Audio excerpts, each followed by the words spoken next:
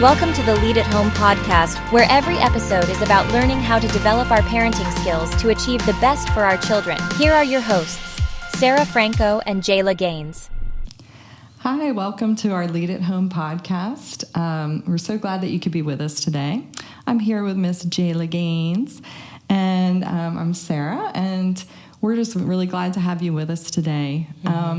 Today's topic is probably a little bit heavier. We wanted to talk about leading in your family, leading through grief, and just how you walk through that. Because I think it's one of those things like not the most fun to talk about, obviously, but it is something that we all are going to come across at some point in life with our families, with our children, walking them through that.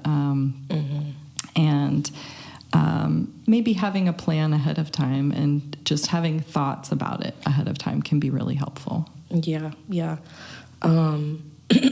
My husband lost his grandma, and his grandma was very, very important to him. So much so that he almost looked at her as like a mother figure. Right. Like that's how much he cared about her. And I never got, she passed away before I came into his life, so I never got the opportunity to get to know her. But she comes up very often. I feel like I know her. That's how much she comes up. And I just know that honoring her is something that benefits Jordan. And I also want that for my daughter. Like I want her to know of her name is Violet, and I want her to know of Violet because she shaped Jordan so much and she means a lot to him. So I think it's really important that we keep, like you said, we keep the memories alive, and just always keep talking about these people and celebrating who they were and what they contributed to our lives. Because believe it or not, like the people that influenced our spouses and influenced our children also impact us, even if we didn't know them at all. Yeah, that's a good point. Yeah, because they shaped who they are. So it's just really important that we honor those people and let our loved ones know that we care. It goes a long way. Yeah, absolutely. I know I lost my grandfathers when I was 10 years old. They were about 2 weeks apart that they died. Oh, my goodness. And one was definitely more sudden than the other. So it was, and the one that was more sudden was the grandfather I was closer to, and it was kind of a situation where we were supposed to go visit him. He had a stroke, and we were going to go visit him in the hospital on his birthday, but he died the day before, so we never got to go visit him after he had a stroke. But he was one of those just super lively, energetic, friendly guy, so I think in a way it was a blessing that's how I remember. That's my last memory of him, is just doing all those kinds of things. And so I think that was something my mom helped kind of guide that, we're glad that we can remember him like that rather than in the hospital bed, because it didn't seem like him at all, being down and out kind of thing. And then my grandmother's passed away when I was older, like college or a little bit beyond. And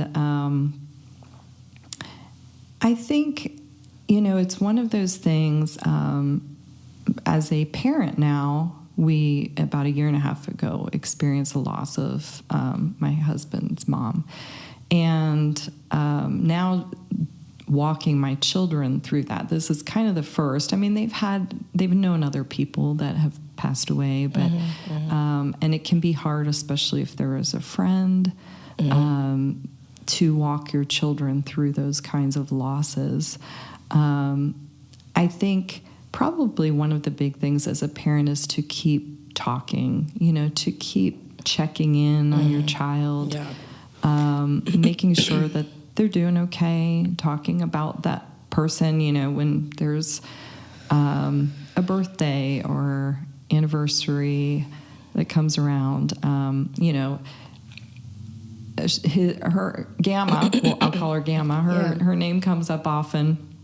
And, it's, whenever you send a card to someone, she all the time would underline things numerous times. We always were like, oh, how many underlines is it? And so it's little things like that remind us of her.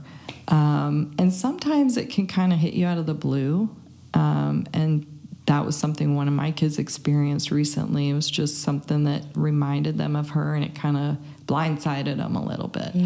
So just to be able to keep talking about them and honoring them and keeping the memory alive of, who they were and what they meant to you, I think is really important. Like you said, it's like that impacts all of us. They help shape who I am or who you are. And we never want to forget that. But grief is going to look different with each one in our family. And I think one of the tricky things for me is when I have a child who grieves differently than I do, and understanding that they are still grieving. It might not look the way I picture it to look.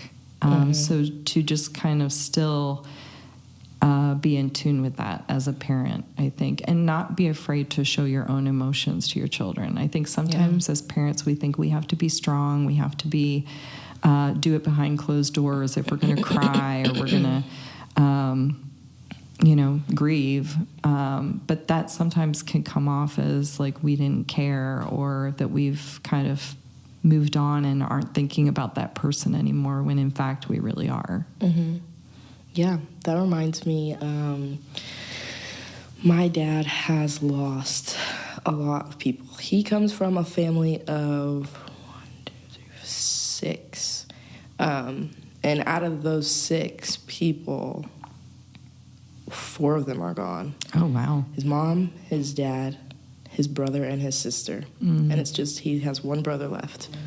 And I know that it caused a lot of, as a young kid, I saw that it caused a lot of tension between him and my mom. And I was wondering, I'm like, I don't understand why there's this point of tension between them. Like, your family's passing away, but I don't understand how that's translating over here. Right. And I remember, like, when I got older, I asked him about it. I was like, what was that about? And my dad told me, he was just kind of like, well, I was a wreck. Like, I could not cope with it. I lost motivation for everything. My family was gone. And your mom just kind of kept on going. And I think it was a sort of resentment that he had. I don't know if he would use that word himself, but I think he did end up telling me it just seemed like she didn't care. Yeah. And so, but my mom said that she always cared. That's just not how she processed it. Sure. And so, like you said, just knowing that grief shows up different for different people. And so always trying to be sensitive to that, and maybe even like asking questions like, how can I support you better? What do you need me to do for you in this time? I feel like that, like, it just goes a long way. Yeah. So, yeah. Oh, I like that. Yeah. Well, and, I think I was just at a memorial service a couple of days ago, and it's these moments, I think, and this is kind of where we can always bring our children, our family back to, is, life is a precious thing. And let's make the most of the days that we have. We don't know how many days that we have. Agreed. But we want to make the most of them. Agreed. So there's not time for the petty arguments and the little squabbles here and there. And let's enjoy each other. Let's make some memories together. Let's make the most of the years that we do have. And I know that's what I walked away with from that day, is just cherishing the days that I have with my children, as a family, not taking them for granted. Because I think when we take them for granted, we waste time. We waste it, whether it's with arguing or we waste it with just electronics. We waste it doing things that really don't matter. And I think, if you're listening to this podcast, to me that says you want to do things in your family that matter. And so these can be good reminders for us too, while they're sad and we walk through grief and we walk through that sadness. And we should grieve. There are things worth grieving. Absolutely.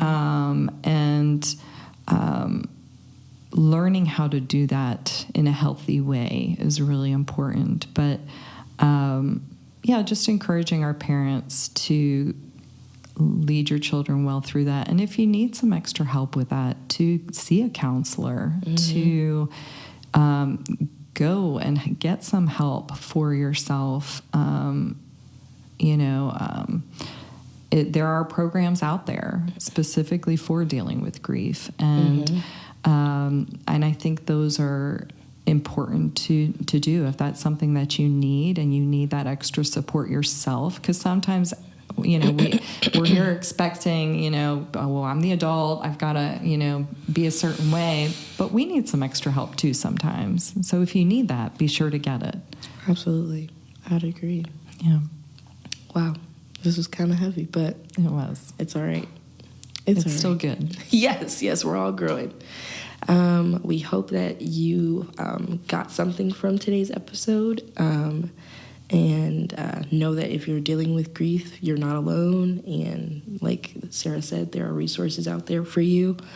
But yeah, we hope you enjoyed today's episode. And if you would like to watch any more, you can search anywhere you can find podcasts. We'll be there for you. If you have any suggestions for future podcast topics, we'd love to hear it. You can leave it in the comments.